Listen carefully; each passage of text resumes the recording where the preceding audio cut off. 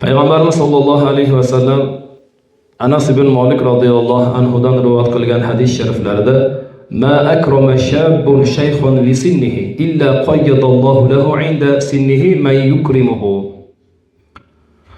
Ravohul Imom Termiziy. Qay bir yigit mo'ysafid kishini yoshi ulug' uchun ikrom qilsa, Alloh unga ham qarilik chog'ida yoshi uchun ikrom qiladigan kishini muhayyo qiladi deb aytib o'tgan ekan. Ya'ni kim yoshligida keksalarni hurmat, ehtirom qilsa, o'zi ham keksayganda mana shunday hurmatli, ehtiromli bo'ladi. Yoshligida, quvvatligida yosh ulug'larni hurmatlab, ehtiromlayaptimi? Katta bo'lganda unga ham mana shunday hurmatlanadi, ehtiromlanadi. Xalqimizda qaytar dunyo degan gap bor, bu bekorga aytilmagan.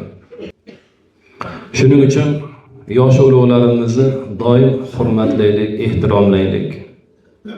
Ularni hurmat, ehtiromini o'rniga qo'yaylik. Shunda biz ham ana shu yoshga yetganda Alloh taolo bizni ham hurmatli, ehtiromli qilib qo'yadi.